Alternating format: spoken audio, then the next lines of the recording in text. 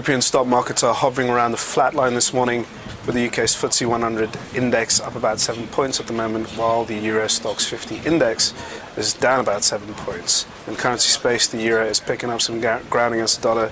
It's still at that 130 level, but it's picking up a bit of momentum. And in the European bond space, peripheral bond yields are easing, particularly the Spanish 10-year, which is below the 4% mark, now at 30-month lows. Good morning, I'm Ishaq, Siddiqi, and welcome to another Daily Market Bite.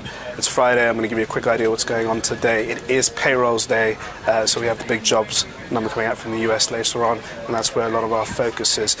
So I'll go for a recap on what happened yesterday. The European Central Bank cut interest rates by 25 basis points. So interest rates now are at, well, the referee rate is now at 0.50%, and they cut the marginal lending rate to 1% from 1.5% and kept the deposit rate at 0.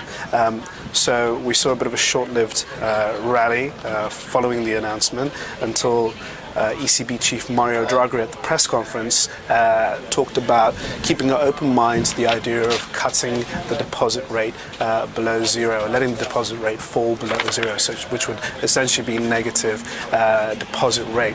Now that's a territory that the ECB haven't previously been involved in or looked into, and essentially would punish the European banking sector, which spooked the market. The European banks, since the European debt crisis, have been parking their cash with the ECB rather than lending it, given the volatile and uncertain times that we've been in.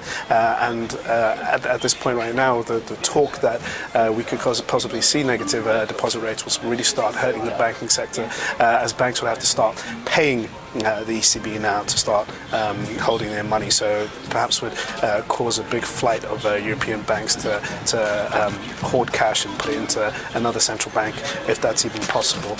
So that was what caused the worries in the market yesterday. The US, however, did trade higher and ended on a positive note, which gave us a bit of support this morning in the European session, but at the same time we also have had ECB members talking down negative deposit rates and suggesting that the market overinterpreted this from Mario Draghi, and that there's no real danger yet that the ECB would let the deposit rate slip below the 0 mark and get into negative territory.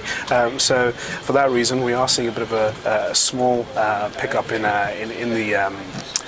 the euro as a currency, and we are, again, like I said, European bond yields are running off their highs and reaching lows, 30-month lows, particularly for Spain and Italy, which is very positive, and has suggested a slight easing of the European debt crisis, and has also reinforced the idea that the liquidity conditions are a bit better than they were a few weeks back when we had the situation in Cyprus, and also the fact that Italy was still ungovernable at that point. That's changed. Italy is now has implemented a government, a broader coalition, and investors are also latching onto that as encouraging news. So what we got going ahead today, before I start on the US payrolls, I may as well talk about UK PMI services, which came in a little bit better than expected and reinforced that the second quarter period for the UK has started on a positive note. UK data actually hasn't been too bad recently, and although we had growth figures which weren't that great for the first quarter, about 0.3% on the growth, investors are a little bit more hopeful that the UK might be recovering. The BOE hasn't pumped any additional stimulus and has stayed in a wait-and-see mode, and the real focus is now going to be on Mark Carney, the incoming governor, in July, to see what sort of monetary easing measures he's going to take on board if the UK economy needs it. Now, going on to the payrolls, we had a weak ADP report out on Wednesday, suggested a number which will fall short of expectations. Weekly jobless claims were actually a little better than expected yesterday. Not great, but better than expected. Did suggest a bit of a stabilization in the labour market. So investors are unsure as to where the numbers are going to be today. Consensus is calling for about 148,000 jobs to be created in the month of April.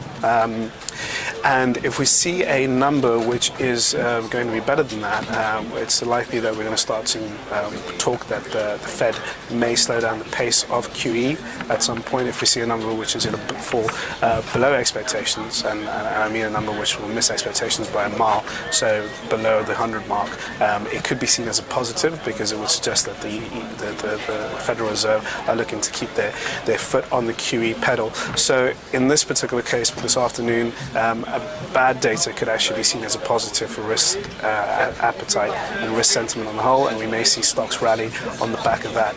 Other than that, not much else to note.